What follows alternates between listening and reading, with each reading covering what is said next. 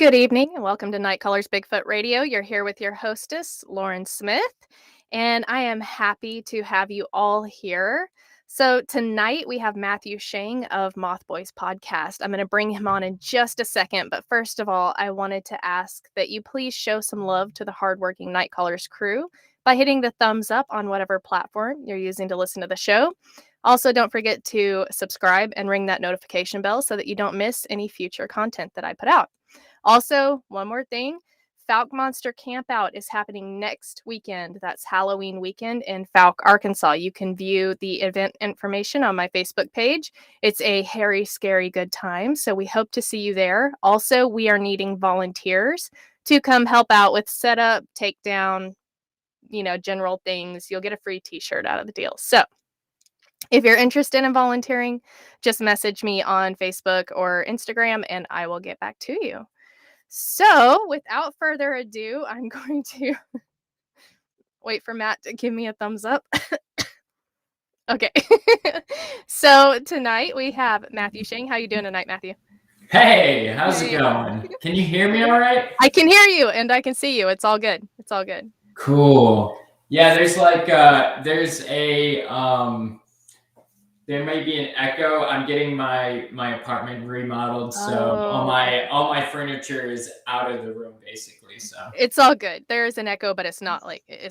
It's fine. Okay, it adds cool. a spooky vibe. It's cool. Ooh, how's it going, Lauren? It's fantastic. It's almost Halloween. I'm excited about that. I love it. Yes, I can't wait. And I get to meet Matthew Shang, you guys. Mm-hmm. Am I saying that right? I'm saying Shang. Shang, yeah. Okay. I don't think there's a different way to say it. Honestly, I've heard Schang. I've heard Shang. It's fine. It's a weird name. It's fine. It's fine. But no, yeah. So the Fouke Monster Campout, Mothboy Matt is actually going to be joining us at the campout. So I'm very excited. I'm super excited. I know. So have you ever been to Arkansas before? I've never been to Arkansas. Really? Yeah. Well, that should be interesting. I've never been to Arkansas. I've always wanted to go. So how far is this from the Monster Mart, by the way? Oh, so not very far. Actually, it's maybe 15 minutes, 20 minutes maybe. So we have our camp out and it's in a campground called Alex Smith Park. Mm-hmm. And that's where we do the camp out portion. But during the day, whenever there's nothing going on, you can go to the Monster Mart and I'll take you there to check it out. So cool. You can see the museum and everything, take your tourist pictures. And then 237 Grocery is the other way. And it has really amazing burgers. And so, yeah, I'll take you around. I'll show you all the things. It'll be fun. But yeah, cool. We'll have to go there for sure. They are not open on Sunday though. So make sure you remind me before we leave. Yeah. All right. Sounds good. Yeah. But so he's going to be at the Fouke Monster Campout. If you guys want to come see him in person, definitely show up. We're also going to have quite a few other vendors there that we're pretty excited about. So you guys, it'll be a great time. Okay. So we have a few people in the chat that I just want to say hi to or shout out. Yeah. Hi, Steven, Alan, Slim Pickens. I don't know who that is. Greg. Hi, Greg. Hey, Greg. Love Greg. Cryptidville, welcome back. Hey, Strangeness. Hey, Aaron. That's Aaron Dees from, yes. Dude Groovy. Jonathan Dodd. Yeah, J-Dodd in the house. Look who all came out to support you. Like, how wonderful. Shucks. Yeah. See, and it's interesting that you asked me to be on here because I'm like the least favorite Mothboy, so I appreciate this. Is it because they don't know you? I'm mysterious. Yeah, definitely. Okay. Well, I had to have you on here, first of all, because you're a Mothboy. Second, because you're coming to the camp out, and so I want everyone to know. Also, because Jeremiah had you on his show, and he can't one-up me like that, so, Yeah. So do you guys have like a thing going on? Because Jeremiah, when he saw that, he's like, the prophecy has been fulfilled. Yeah. I think because I had asked you on like right after you were on his show, And remember that was when you ghosted me? Oh yeah. I totally just blew you off. I didn't mean to though. It was It was hateful. unintentional. Uh-huh. It was It hurt my feelings unintentional. so much. I should end this broadcast right now. No, I'm just kidding. No, there's a shared chat between all the Mothboys, and I had reached out saying, "Hey, Mothboy Matt, you want to come on the show?" And like Mhm. nobody responded because they thought he would respond, but he never saw it. It was a whole thing, guys. It was so funny. You were very nice when you finally did respond. So there's Mhm. that. Yeah, no, I apologize about that. We just Ghosted we're a me, mess. man. We're just a mess. So Right here. I know, right there. I Right feel here. that every day. Yeah. No, but I'm happy to have you here. Definitely. Cool. And because I listened to your show with Jeremiah, and I feel like, there was a lot I didn't get to hear because I was stuck on this one story that we're not going to tell on this show, but it traumatized me for life. So if you Yeah. want to hear the story that traumatized me for life, after you listen to this one, go listen to Bigfoot Society podcast story or episode with Matthew Shang, you guys. He had to make a specific this is an explicit episode, or He did. this is like because I will keep it. I'm working on not cussing as much and being and not just being like a dirty human overall. So I'm really trying to like tone everything down because I'm usually pretty forward with all of that, but Well, I don't know who all listens here. Whenever you figure out how to not be such a dirty human, if you could like give me a few tips, that'd be great. Okay, Yeah. because like the whole cussing thing, Yeah. I've just given up at this point. That is just something I will never master. I will never not be able to cuss. It's just my thing. I can't speak without it. I just can't. So Right. And it was hard. It was hard because I felt Jeremiah was getting uneasy, I think. I do that to Jeremiah all the time. Every time I get a chance, I make him pull out his dad voice. Every chance I get. He's got a good dad voice. It's He does. a great dad voice. He does. And he admits it. He cops to it. He's like, all right, I'm going to have to be a dad here. Let's keep it clean, guys. Jeremiah, we love you, right? Like, we love you. Yeah, he's all right, I guess. He said he cusses like the movie Mr. Fantastic Fox, by the way. So that's Jeremiah. Are you cussing me? That's a great movie. That's a good one. Gosh. He's so funny. Okay, so let's everybody's so excited about your mustache, apparently. Yeah, I look like Magnum PI. Hi, Michelle. I guess. Hey, Michelle, what's up? Got my Cajun Navy family in here. Thank you. Have I frozen? No. Do you like that movie? Is that what you know? I'm just kidding. No, you're good. I do love that movie, though. Yeah. I love that movie. All right. It's a karaoke favorite, I think. I sing it to my kids when they're being bad as punishment. So I can't sing. Yeah. I have a voice that makes angels cry. So there's that. Like, okay. So how did you get into the weird, wide world of Mothman and all the cryptozoology? Not even just Mothman, cryptozoology. So I got into everything. It was when I was really young, and I saw this Bigfoot special that was on television at my grandmother's house, and it was the Patterson-Gimlin footage. And then I just went into I just dove in real too hard as a youngster into that stuff. At an age where being social and making friends is crucial. Yeah. So what age was that? So this was like 6, 7. I got into Bigfoot. And so when I was 8, I started printing off these cases of different cryptids, and I was handing them out to other kids trying to make friends, just desperately desperately trying to make friends with Bigfoot. and it doesn't work like that when you're a kid, No, it people doesn't. like cool dinosaur toys that not like weird chupacabra cases that you printed off and it's all like Yeah. it's Oh, so growing my up heart breaks for little Matt. growing up But I like, didn't have a lot of friends. I remember I saved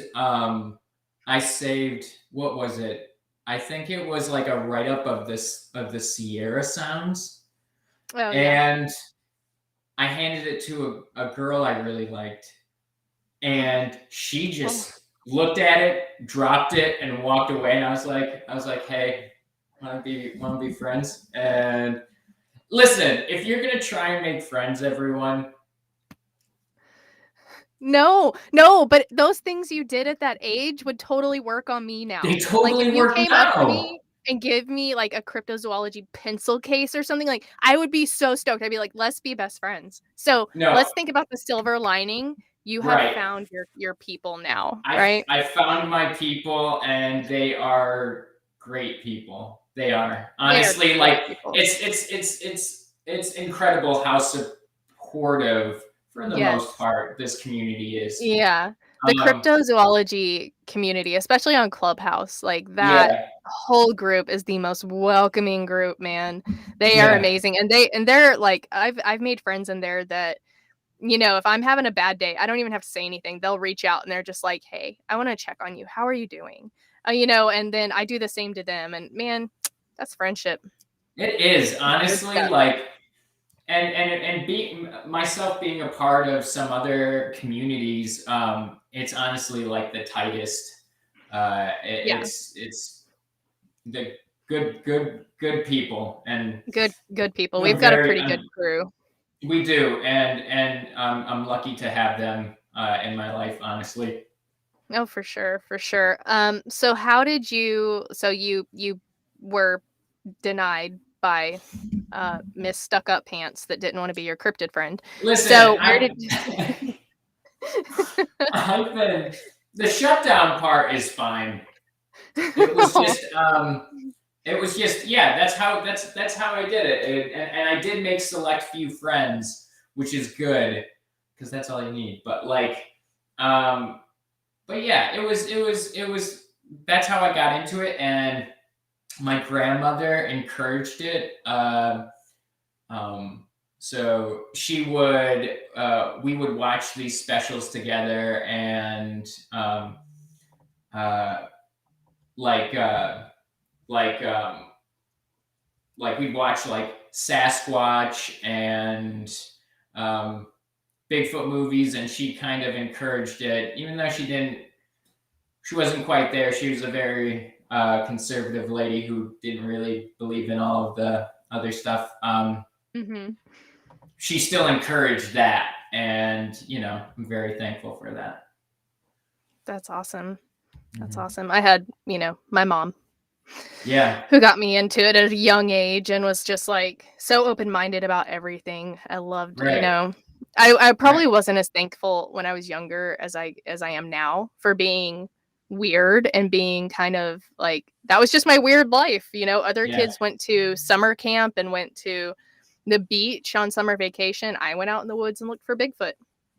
My mom, and after my grandmother passed, my mom she was there. She's also huge into like the paranormal and cryptids and UFOlogy or ufology or ufology or whatever you want to call it. Is that how that goes? I don't know. I just don't know. That's the thing. I call it UFO stuff. UFO stuff. I just like UFO stuff. So yeah, the UFO stuff. So how did you get into Mothman? Because that is just a cryptid that I have never. I mean, you have a podcast named after it. I feel like that shouldn't have been asked with a question mark, Matt. But I mean, you do you. Mothman, who's that? Who's that? So Mothman. I got into Mothman when I was young. It was before the maybe like a couple years before the movie. Like a lot of those, I like when I was very young, like I would print that stuff up. But so when the movie had come out, it just kind of pushed that curiosity. And yeah, I'm reading some of these comments on the side. I know, like you just have Mike to wait is just like ufology. Like Mike coming in with a save over here. Mm-hmm. So the movie really pushed my love for Mothman up front, and okay. Yeah, and I'm a huge fan of West Virginia. Like Mothboys, we make fun of West Virginia, but it's because we love it so much. Okay. It's genuinely one of the most gorgeous places, and it's filled with amazing folklore and amazing people. Oh, that's awesome. Yeah, and you know, the encounters, the events that happened, 1966, 1967. Honestly, it changed so much, and it's crazy how Mothman has become this like pop culture icon almost, like Bigfoot, right? When you thought of when you think of Bigfoot, it's like Patty, right? So you think of Patty and that the footage, but Mothman is like coming up pretty strong up. And it's a very charismatic figure, I think, and a lot of and I think a lot of people. There's a lot of art and really cool. There's other communities kind of attaching itself onto Mothman. Mm-hmm. It's just very groovy, and it's kind of introducing a lot of folks into. No judgment. No, that's awesome. So, I mean, my introduction to Mothman, anything to do with Mothman, was the movie with Richard Gere, whom I got to meet this weekend. I'm just kidding. Oh my God. But I did meet his lookalike. Legit. I met his lookalike. It's crazy. Okay, so is he like a hunk in real life? Well, I met his lookalike, so well, I can't. Oh, it was his lookalike. Okay. Yeah, it was his lookalike. I kind of cut that part off, and like you met. You met a celebrity, Richard Gere, and I was just like, yeah. Oh, I'm sure he is. Absolutely. But anyway, so we that was my introduction to Mothman, which made it seem like super, super deadly. So, like, if you see him, you're basically gonna die or have an aneurysm or something. And so I see all these people that have this cute little Mothman plushie, and I'm just like, like, he's not that cuddly, guys. I mean, the thing is I feel like if Mothman and I were just chilling in a room, he'd want to cuddle. Why not? He'd cuddle. He's a cuddler. I feel like Lauren, if I could for one moment, if any cryptid would be a cuddler, it'd be Mothman. I think it would be Mothman. I'm pretty sure it would be, the jackalope or maybe the squonk. The squonk. Oh, the squonk needs a cuddle. I introduced the squonk to one of my coworkers this weekend because obviously she didn't know who it was, and she was like, "That is disgusting and sad," and I was like, "It's so sad. It's so sad." Who came up? So sad. The lumberjacks. Okay, so why didn't the lumberjacks just be like, "Hey, buddy, it's like okay," and just like give it a nice pat and make it feel like it's gonna be? Nope. They just wanted to kill it. These lumberjacks, these pieces of junk, and I censored myself. I appreciate that so much. Those pieces of junk just wanted to kill that squonk. Hi, Brooke. But Yeah. He was just Squonk looking is- for a friend. I relate to the squonk because Yeah, that was so me this- when I was a kid. I was just a weird. That's so sad. Yeah, well, You I'm just, better. I mean, I was weird too. I was just weird, and it wasn't until I embraced the weird that I became happy. So I am no longer a squonk, I would like to say. Mm-hmm. Are you kidding? My team is supporting me strong right now. I'm so happy. Hi, Brooke and Michelle and Mike. I think that's all that's in here. But hey, all my Cajun folks, Navy fam. Look how popular you are. You have so many friends. That's all you, buddy. Mm. Okay, so have you ever had an experience that had to do with Mothman, or have you ever, I guess you've probably heard experiences that had to do with Mothman, and if so, what was your favorite one? So my favorite experience, oh gosh. There's so I haven't heard of any personally, but I think mine would have to. I think who was it? And this might be. I think Les Odell. Are you familiar with Les? Mm-mm. He's a paranormal investigator in West Virginia, and he is an amazing human. He had a someone report a Mothman sighting coming out of a graveyard with dragging a chain behind it, and I thought the imagery was super weird. But it's a Mothman figure. It was Mothman, but yeah, it was just like dragging these big heavy chains behind it, which makes it this like almost like ghostly spirit thing, which is kind of cool. I think that was my, like counter conspiracy here. Mm-hmm. So we all know about Mothman's most important piece of his anatomy, right? Like that boy got a booty. Okay. He was working out with that chain. You know he was working out with that chain. Have you ever touched the Mothman booty? Oh. Really? I don't. Never mind. I don't want to. Yes. I have touched the Mothman's booty, and I think that was just part of the journey to Point Pleasant. It's like the first thing you do is you just, oh man, I wonder the artist. I would love to know who the artist is and if they've done any other type of thing. Speaking, why were you not at the Paranormal Expo? Yeah, why were you not at the Paranormal? The Paranormal. Paranormal Expo with that mustache. I almost went somewhere else. At the Paranormal Expo in Morgantown.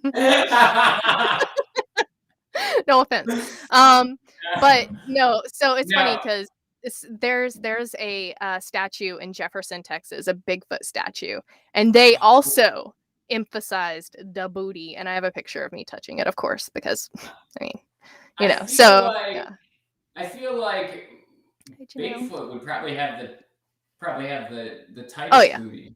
I mean, right? Yeah. They're running. Yeah. They're running everywhere. They're hiding. They're hiking ridges. They're working those glutes. I'm telling you. Actually, I have glute day. Ever. This is the content I'm here for. Yeah, I actually did have somebody. They gave a very accurate description of a Sasquatch sighting that they had, and it was they said it was a female Bigfoot, and she was, very. She got curvaceous. She was Fergie, very lady lumps. Ferg? There were lady lumps, so that's a whole thing.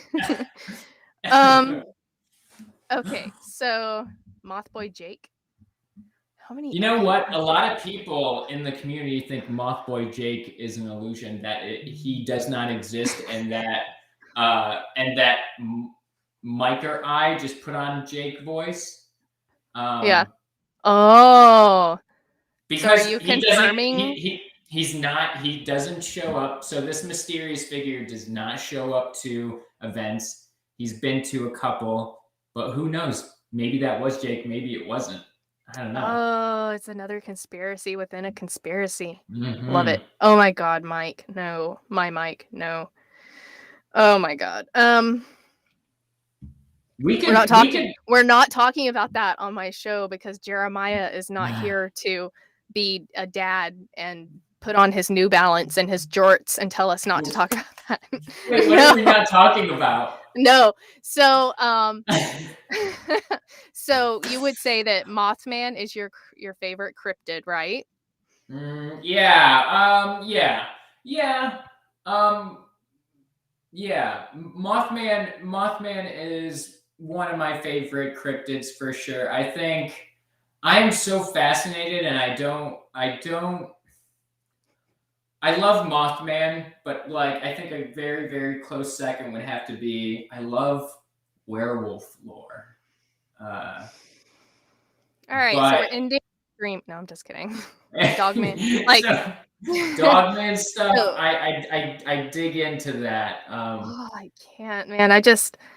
It's bad because I go out into the deep dark woods by myself, like lights out, walk off into the woods away from my group, camp by myself. That I worry about hogs, cats, humans, meth heads. I don't really say hogs. Yes, hogs. Have you never seen Old Yeller? It's terrifying. Okay, it's a whole thing. So and everyone's like, "Don't you worry about the Bigfoot?" Not really. If I'm meant to go missing 411, like it's just gonna happen. But if you throw a canine cryptid in there, a dogman, rougarou, werewolf, BS, no, I'm out. Like I'm out. Well, I refuse to even acknowledge it, so that way I can keep going in the woods. Yeah. Okay. I dig that. It's like specifically like werewolf lore. I think that's so fascinating. And the stuff that I have experienced, I used to be a very like objective person, right? There had to be, for me to believe it, there had to be empirical data, and it had to be something that you were able to test over and over again, using the scientific method to kind of prove. I used to be like that until I had an experience of my own, and do tell. I'll tell some of it because I'll tell all of it. So unless it involves certain parts of your body that you told on Jeremiah's show, then you don't have to tell that one. Like what kind of part? Like I don't get that. The thing that sent you to the hospital. That sent me to the hospital. My scarred past. So I was in Sutton, West Virginia, and I was. I don't even have that anatomy, and it hurts. It does. It hurt. It didn't hurt until way after that incident, but it hurt. Huge scar. Okay, so tell us about your experience. Not that experience, the other one. So I had this experience. I was on an investigation.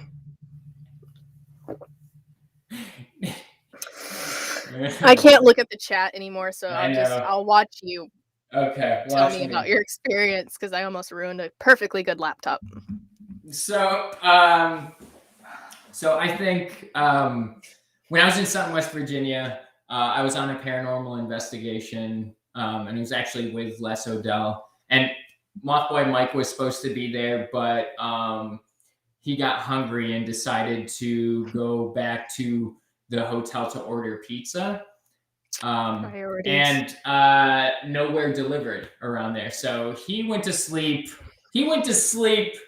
Without pizza in his stomach, and he missed a ghost experience. Oh, man. So we were investigating this haunted hotel, the Elk Hotel, and we brought out that spirit box, and there was another paranormal investigation team. I forgot their name, but so this was like, for anyone, I'm sure everyone here knows what a spirit box is, so I'm not going to try and mansplain shit. So, so if you don't, just Google it real quick. Just Google it, honestly. So, we were picking some things up, and then it started to die down. And I was recording the whole thing, and I turned it off, and behind where we set up the spirit box, a foot, I saw a foot of, just a foot, like a human foot. It was like a solid human foot. It wasn't see-through. It wasn't like, foggy. It wasn't shadow. It was just like if a human's foot was just there and it wasn't connected to anything. And like instantly my eyes just started watering, and I kind of stepped backwards, and the team from across the room had picked up, had this camera that like maps out rooms, right? And then it maps out the objects in it. And a figure appeared right behind me, and the figure was like 2 feet taller than me. I'm 6'1". And so having that experience, and then it changes a person. It changes the way you think about the natural world. Yeah. And it makes you reevaluate a lot of things. Absolutely. It's honestly so frightening, because it's like I thought I knew what the natural world was, and it was just crazy. No, I get it. It shakes the foundations of your belief system. And it really can mess you up because something exists that it's not supposed to. And your brain just kind of glitches over it for a bit. Some people recover from that. Some people don't. Some people choose to ignore it just for their own mental health. It's just a thing. So basically what you're saying is you saw the ghost of actual Bigfoot. I saw a ghost of Bigfoot, guys. And it was a big foot. It was a really big foot. Literally, yeah. It was like it had to be a 13. Like Shaq size. Like a Shaq size. He's probably 16 or 17. That was a Shaq sized foot. That's crazy. Mm-hmm. I saw in my home, I saw a hand. So I had woke up in the middle of the night. Yeah, no, wait, this is the creepy part. So my bathroom door, I had kind of like opened my eyes and looked at my bathroom door, and my door opened. No. Stopped. And I was just looking at it, like looking around where a face would pop out. And I was just thinking, no, please just no. And I look up towards the top because I saw movement, and there's a hand hanging down from the top of the door frame, waving like, hey. No. And then it just goes away. Oh, God, no. Oh, no. Yeah. And so I was just like, that just happened. And so I just kind of like rolled over to the other side and put the cover over my head. I am protected by my blanket now. You no longer exist. I like how you handled that. You're just like... Yeah, and so I was giving my old co-host crap because his house is so damn haunted. I saw something the first time I was there, and he's like, "You literally have ghosts waving at you in your house," and I'm like, "Yeah, that's I mean, like that's fair, but also like at least my ghosts are friendly. Hey, yeah, they're waving. Good night, Mothboy Mike. That's rough. Good night, Mothboy Mike. Yo, bro. Okay, so I had there was a question up here. Hold up. Who let the dogs out? We're gonna pass. The Mothman. It was the Chicagoland Mothman, right? Mothman did it. Okay, Cryptidville. Cryptidville wants. Okay, wait, hold on. I want to say this real quick. Charlie. Damn it, where'd it go? I put it up there. Charlie Griswold said it's kind of ironic because literally he's getting ready to cross the bridge on I-30 or on 35 between West Virginia and Ohio. So Oh. as he's watching this episode. So there's that. Oh, okay. Spooky. Yeah. So Cryptidville, synchronicity, that's what that is. Synchronicity. Synchronicity. If you don't think of Hellier when I say that word, everyone thinks of that now because they say it every other minute on that show. I literally, so the first time I watched it, I was driving to Kentucky. Yeah, so that was a fun trip.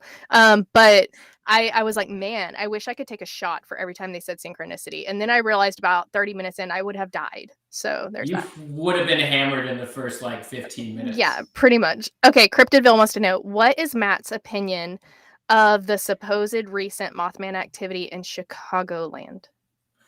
I think that the Chicago Mothman is not Mothman.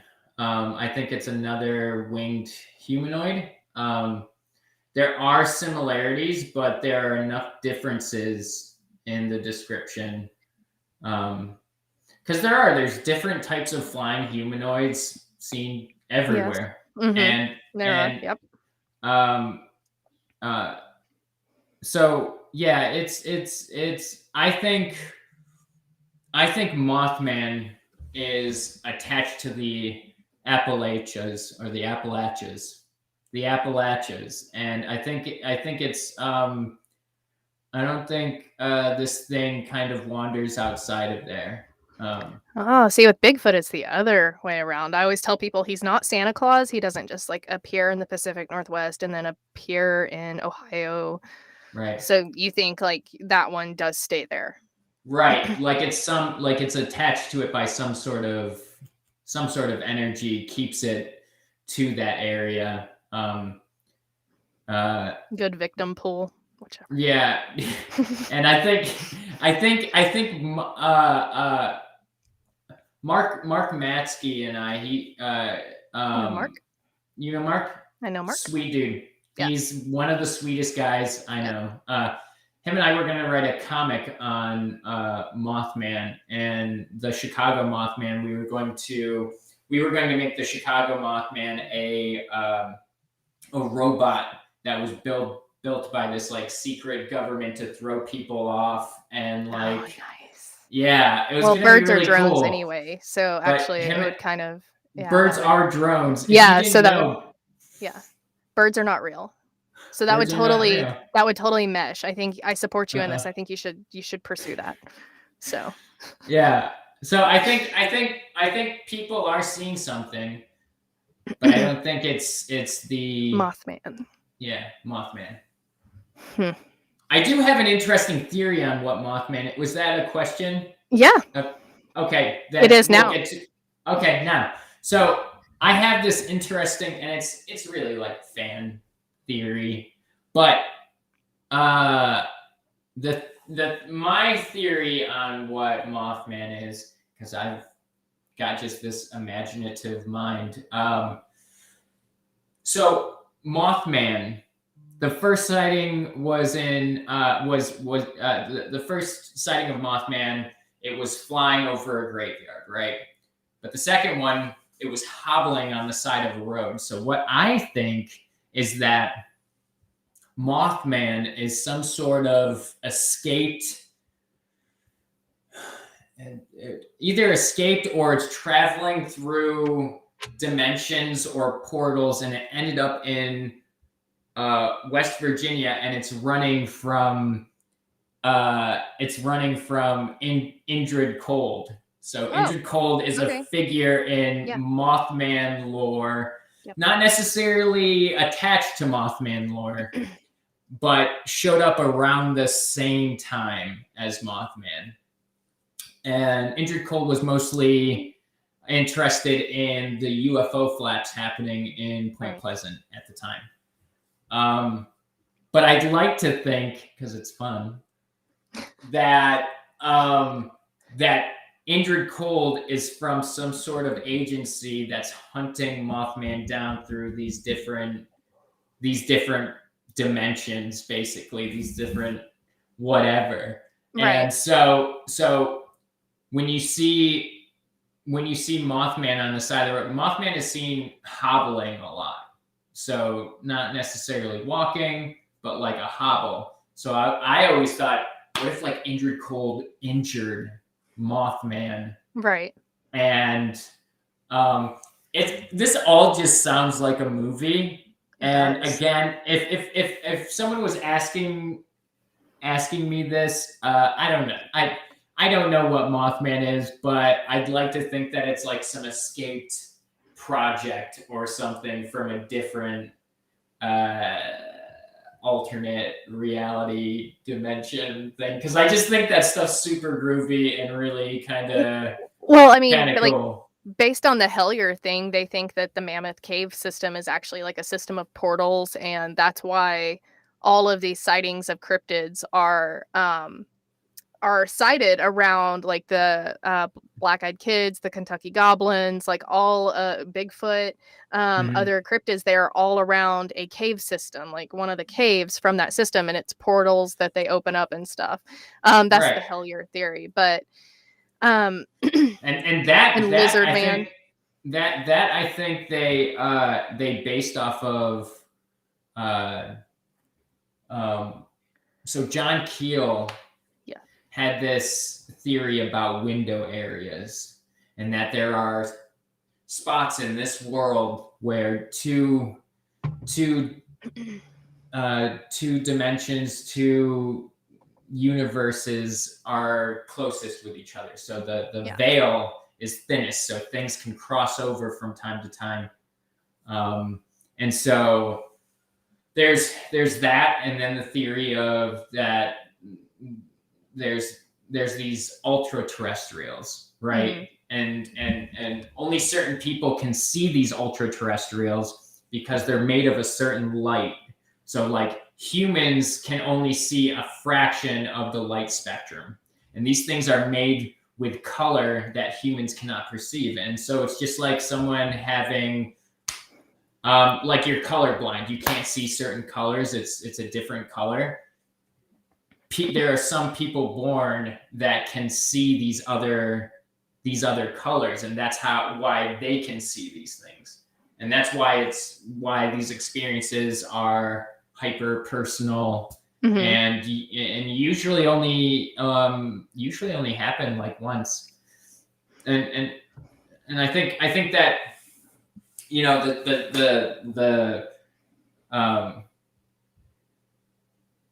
I think it's noble that people are trying to apply science to this field, but I don't think that it's going to work,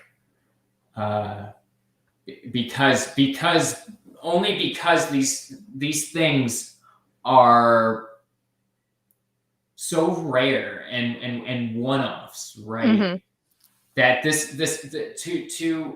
if you aren't going to capture this thing, you can't repeat it with the same outcome, right? So you have to, it has to be tested over and over again with the same outcome to become so it's noble that people bring science to it, and I am a huge I encourage science upon everyone, but when it comes to cryptozoology, it's just not there yet. And so there's I don't know, there's so many people that just like, you know, when they see a PhD in the field, you know what I mean? And it's just like, but what are they going to bring to the field? Like they're a PhD, but that doesn't mean anything. It's just like, is it the community saying like, look, we have doctors too. We've got.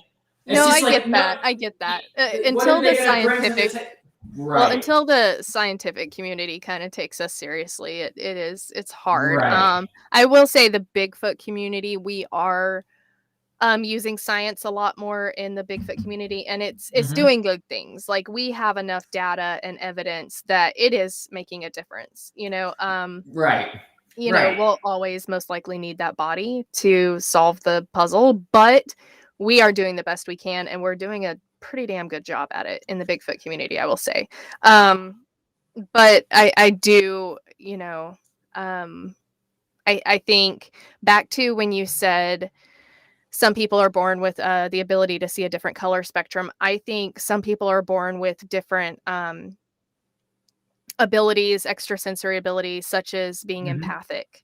I know that myself, as well as others that I research with, the empaths seem to have different experiences than the non-empaths. And I was actually talking to someone about that recently, and how like infrasound specifically affects us more.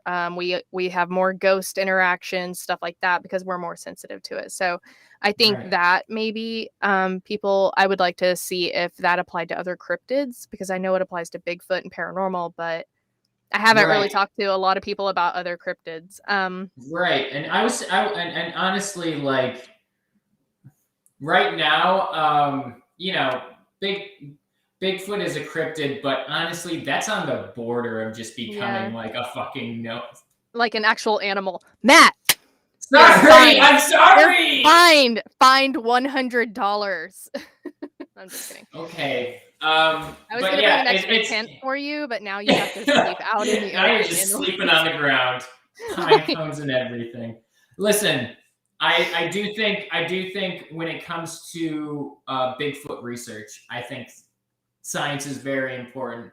But when it comes to things like Mothman and other things of those, it's just the science isn't there.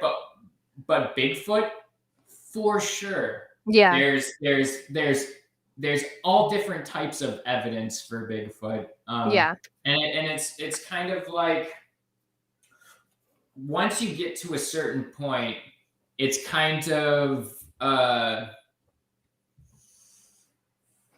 just lunacy to think that there isn't, right? So it's just like any type of theory that if there's so much evidence behind it, right? Like collected evidence actually proven, then it has to be a thing. It's but yes, definitely I wasn't saying the scientific community isn't important. No, I get it. I just wanted to speak up. I just wanted to speak up before I lost like 98% of my Bigfoot viewers and say, wait. No. No. Yeah, totally. Okay, so Brooke had a great question. Okay. So Matt, what are your thoughts on Mothman sightings preceding disasters? I think that they are very real. I think there were a lot of you know, in Ohio, in West Virginia, it continued. People just stopped talking about it because there was the bridge collapse, right? And it totally devastated the town. The Silver Bridge collapsed. I think 46 people lost their lives. And so no one was looking for Mothman anymore. They were looking for dead bodies in a river. Or missing bodies. So so people's attention turned. All right. But there was still sightings past 67 and until now. I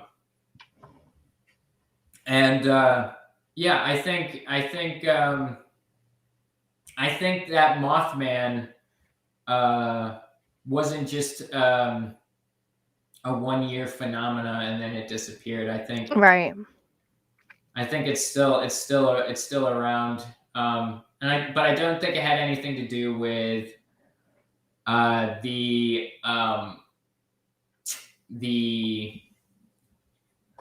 bridge collapse.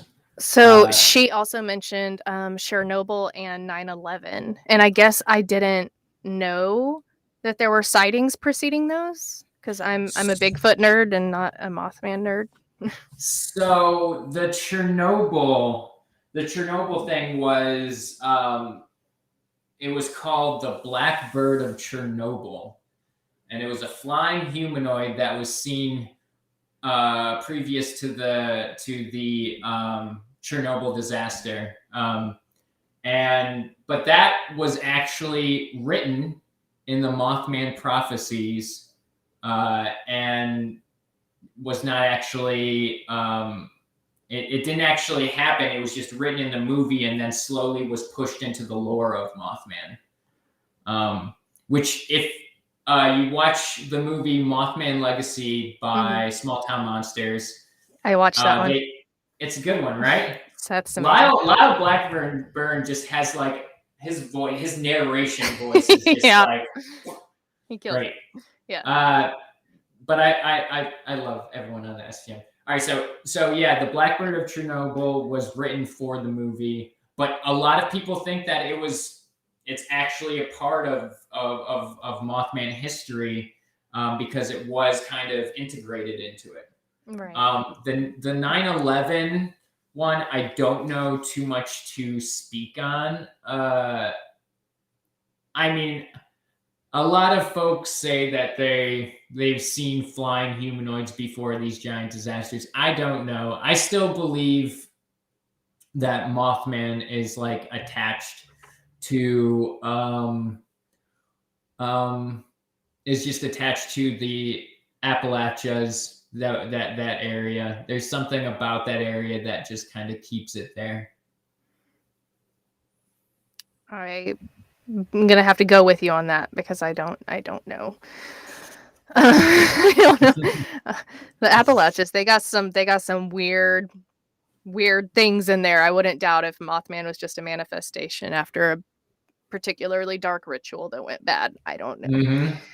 I'm just saying some weird stuff goes in there. Yeah. Oh my gosh. I love, like, it's totally Appalachian culture is just so cool, right? So like a lot of it was like Celtic immigrants who came over, and they had their forest spirits and like their ancient and they mixed it with a little bit of Catholicism and formed their own type of culture and belief system, and were like shunned for it.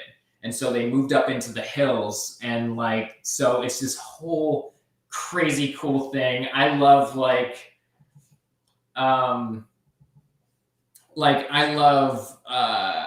I don't know, this it just reminded me of this, but that Old Gods of Appalachia podcast.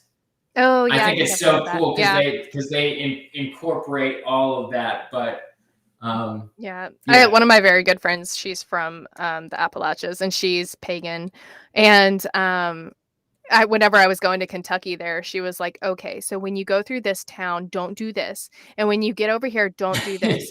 And she was like giving me all these things. And she's like, also, there's this other town. Don't do this. And I was just like, don't do that. Don't do that town. I have questions. And then we were talking about the weather.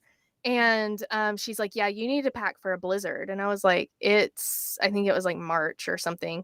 And I was like, no, I was like, it's fine. And she was like, just trust me, it's gonna be very cold. And I was like, what? Okay, like, you're weird witchy ass. I don't know. Anyway, I literally hiked in a blizzard, and I come back and she's like, I told you. And I'm like, oh my God, yes. Yes, you told me. Oh my God. She always does stuff like that. But she's taught me a lot about like how she was raised and her culture, and it's Right. really fascinating. Cool. And it's fascinating. Okay, so Gabriel wants to know, Matt, what is your theory on the Flatwoods monster? Like, what could that be? I have questions too. So I think the Flatwoods monster was Cindy, extraterrestrial. Okay. I think because there was the giant light that came crashing, and the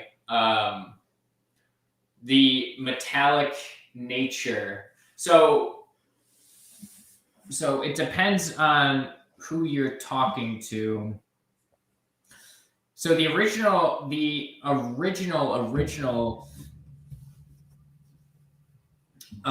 reports said that this thing looked like a dragon, they described it as almost dragon-like, the face. And so there's the thought that some people think that it's reptilian, and that this little curved thing is actually just like a hood, like a cobra. And it was but then you talk to some of the kids that were there and saw it, and they said that it was wearing a metal suit. So what I think is that it was extraterrestrial, and that suit that it wore was because it didn't know what the atmosphere was like. It didn't know what type of if there was any type of bacteria or toxins that would harm it. So it wore a suit. But yeah, I think it was a freaking alien, man. Freaking alien, man. I don't know enough about that cryptid to be any kind of, be any kind of subject matter expert on it. The only thing I know about it is that Maximus Prime Art sent me an adorable sticker that he made for it. Oh yeah, they do. They do. Yeah. Their He's stuff so is so cute. It's so cute. It's so cute. Like the Mothman sticker is just cute. I just want to sit him next to a little lamp. And just let him be happy with his lamp. This is also coming from me. As you can ask Brooke in the chat there, we at the Cajun Navy have a pet alligator. So clearly I think things are cute that could probably kill me. It's a flaw of mine that I'm not really looking to correct. So it's fine. Sure. You blew past it. What about an alligator? So we have a pet alligator at the retreat where we stay. What's its name? His name is Cletus. Oh, and that's he's a sweet baby boy. One of the volunteers petted him today. Let's see if we can do this. Hold on. Can we do it? Are we gonna do it? I can see it. That's Cletus. Wow, Cletus is a big boy. Cletus is about 7 foot. And he's a sweet boy. He was cranky the other day at Brooke though, because she did not bring him snacks. I don't remember what kind of snacks, but yeah. And we've been told that alligators like marshmallows. That's a Louisiana. So this weekend I went to New Orleans and I think I'm up to like 19 of the most Louisianan things I've ever heard in my entire life. That was number 19. That alligators really like marshmallows. And I'm like, that's okay. So that's a thing. Anyways, so hold on. Brooke wanted to know if anyone has ever eaten at the Mothman Diner. I have not, but I heard that their Mothman pizza is great. I like pizza. Loves the pizza. Okay. And then Cryptidville wants to know, back to reptilians, has Matt ever seen a reptilian alien before? Or Matt, have you ever had any encounters shared with you about that? Yeah. So there is a place in Pennsylvania, and it's a little it's called the Chestnut Ridge, and it has a bunch of towns lining the base of this ridge, and it is a supposed window area. And I was doing a movie, a doc that got cut short by the COVID crisis, called The Ridge. And someone had talked to me about this, how they saw a reptilian. Okay, so this guy was walking his land and kind of checking posts like cattle posts, and he saw like eyes in the ground, and something emerged from the ground that was very reptilian in nature, but was like made. It looked like a reptilian, but it was made from like moss and roots, and so I haven't had too much. I haven't went into reptilians too much because I know one of the folks that push that is David Icke. Mhm. And David Icke is an anti-Semitic, awful human who pushes conspiracy theory. That is Cleanest. That is just vile. So Okay. I don't dive into that too often, but I think it's like a set. I think it's his stuff doesn't matter, but there's actual there's a lot of people who believe and see these reptilian figures. Yeah, like Lizard Man. I know Alan Lassiter Right. had mentioned a minute ago about Lizard Man in his area. Right, and there's like the Lizard Man, the Skateboard Swamp. Yeah. And I think Lyle Blackburn wrote a book on that. I haven't read it, but Yeah. that's a cool story. I mean, that's a cool incident as well. Yeah. But yeah. Oh no, again, I will stick with Bigfoot. I always try to venture out. I'm like, hey, I'm going to venture out into other cryptids because, there's more to this world than just Bigfoot. Mm-hmm. And then I stick my toe in the water and I'm like, no, there's friggin' dog man and lizard man's out here. Yeah. I'm good. I will say my favorite cryptid that's not Bigfoot is the Thunderbird. Oh, yeah. Like those encounters are my favorites. Absolute favorites. My very first night terrors that I did was one of those. So. Oh, nice. Yeah. Nice. So, and actually, honestly, what is, I mean, they're probably real. Think about it. They're just giant birds, right? It's terrifying. Death from above. It's terrifying. So, yeah. Thunderbirds are really cool, and there's a lot of Thunderbird sightings in the area which I live now. I actually, in high school, our mascot was a Thunderbird. Really? Oh, yeah. Ours were the Indians, so it's very PC. It's fine.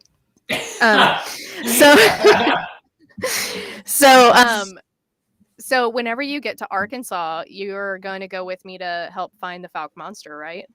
Oh, you bet you we're going to find the Fouke monster. I'm all about it. Awesome. So I'm going to grab you and a couple of my research people, and we'll head off to one of the good spots, and we'll take you down there and let you holler for Bigfoot for a little bit. And cool. Yeah. So there's a few spots down there. They're kind of infamous, like Mercer Bayou, places like that Boggy Creek. You can actually find the real Boggy Creek.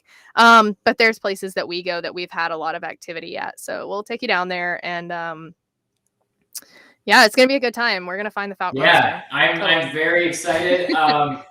So how did you get into this field, the Bigfoot research stuff? No, you have to have me on your show to talk about that. Okay, I'll have you on. All right. I'm kidding. Brooke, listen, Brooke. It's Halloween weekend, so you have to stop being Miss Amazing Popularity on Bourbon Street and just go to Fouke, Arkansas with me Halloween weekend. I love New Orleans. Die of happiness if you and Bobby if you guys would come. So there's that. But yeah, no, New Orleans. Yeah, that was my first time this weekend, and it was amazing. There were so many firsts. Mm-hmm. Like, I had never had a Bloody Mary in my life. I don't know how, but I just never had. Anyway, I had one at Frank's, right? Nope, said that wrong. What's it called? Oh, well. Anyway, it was really good. A lot of firsts, because Bourbon Street is just like, there's so much going on. Nobody tells you that literally it smells like cheese and vomit. But it's fine. I just, I've been there a few times. She's gonna kill me. And Bourbon Street, I didn't spend too much time on, but I remember I do this thing. I wake up, walk, because I stay at this place, right near downtown, or right near the that district, and go to Cafe Du Monde, and then sit by the river and have a coffee and some beignets. And that's nice. It's just a really beautiful. I didn't get that experience. Have you ever been to the dungeon though? I mean, Lauren, what? You went to a place called the Dungeon? It was Bobby's favorite place. She was so excited. It's they play screamcore and like Marilyn Manson at top volume. I was in heaven. I was fine.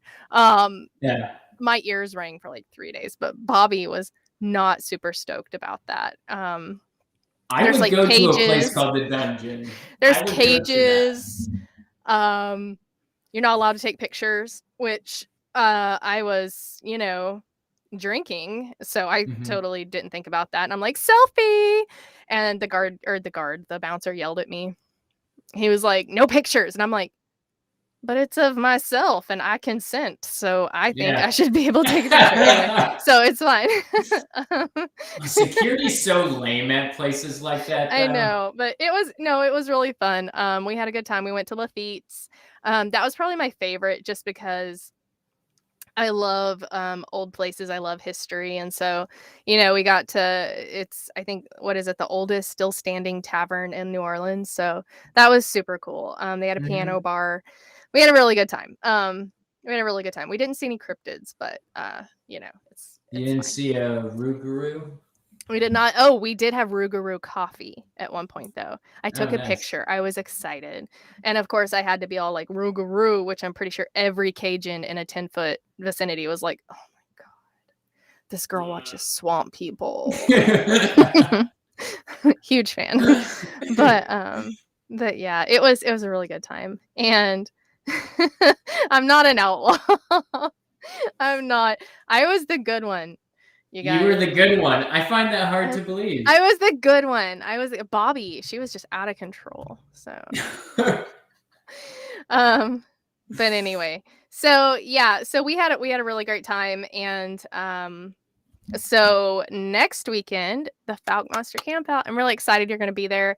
I'm excited for you to talk to the locals. I think that'll be the best time for you. You'll get to talk to the locals and hear their stories. Right. One of the night terrors that I did a story from the 1970s where a logger had an encounter with a red-maned shaggy Bigfoot, and then 30 years later, a friend of mine also had an encounter with a red-maned shaggy red-haired Bigfoot. Whoa. And so it's one of my favorite things. So the Falk Monster, that's one of the things we get a lot, is that it has this like red curly hair kind of, or auburn, so anyway, so I'm really excited for you to go down there and hear from the locals, hear their stories, because a lot of them have some really great stories. Also, you get to, I can take you to a lot of the places from the movie The Legend of Boggy Creek. We can kind of do that little tour type of thing, and just a lot of iconic places around there. It's going to be a really good time. So obviously that invitation extends to anybody that is going to the camp out. We can make that happen. So you guys show up next weekend. It's at Alex Smith Park in Doddridge, Arkansas, and you can go into Falk and go to the Monster Mart and Museum, or you can go to Mercer Bayou or any of the awesome places around there. Yeah, and it's beautiful country. It's gonna be great. I'm absolutely honored to go to this. I'm very excited, and I know, I hope I represent Mothboys in the most appropriate fashion. I hope so too. Yeah, it's fine. But yeah, no, it's gonna be a good time, and I can't wait for you to see the scenery around there. So there's the road that you take to the campsite, especially like you're up on this kind of raised road, and there's just this boggy swamp all the way down the sides, and you just know there's a Bigfoot that's about to walk across there. Like, it's just so boggy. So I can't wait for you to see it. You're gonna have a great time. Anybody that comes, like, they always have a great time, so It's Friday, Saturday, Sunday. Sundays being the last day, and we kind of hang out. But Friday, you'll get there. We'll hang out. There's storytelling around the campfire. Actually, I think we're having a meet and greet Friday. So a meet and greet, we'll just hang out around the fire. And then Saturday, we have raffles. We have, prizes for that. We have costume contest. We have a piñata. We have trick-or-treating for the kids around the campsite. We have storytelling around the campfire. Like, we have an all-day thing on Saturday. I believe there's going to be a food truck there, as well as some other vendors. Mallory from Broken Arrow, where I am, she's actually going to be vending Squatchy as Falk merch, which is awesome. Yeah, so she'll be there. And so she actually had her Squatchy as Falk line redone for this event. So I'm super stoked about that. And so we're going to have a few other vendors there and some woodworking vendors and such. And then, of course, me and Keith will be there vending. I think Squatch Dogs is going to be there taking interviews. So if you've had an encounter, you can go talk to Squatch Dogs, get your interview recorded. And then it's just a good time. You network, you meet tons of other people who have had an encounter or are into this. And it's an amazing, it's laid back. Like we tell everyone, like, we're not like Hanobi. It's not like that kind of event. It's a camp out. Like, we hang out, but we do have vendors and fun stuff to do. So it's free. Donations are welcome. They go to Alex Smith Park. And also our event is always honoring Tanya She Squatch Night. So donations will also go to her children. So cool. Yes. Okay. So I'm going to go ahead and sign off for the night. But thank you so much for coming on tonight. I can't wait to meet you in person. And I can't wait. Let's do a follow-up after the event so that you can tell your experiences of Falk, Arkansas. Of course. I absolutely love this, Lauren. It was an absolute blast. All right. Thank you so much, Matt. And you guys, I will do another live next Wednesday to talk a little bit more about the Falk Campout. I really hope that you can all make it. And if not, I will be doing live videos while we're there to capture the fun. Okay. All right. Thank you so much, Matt. You have a great night. Everybody, stay safe, be kind,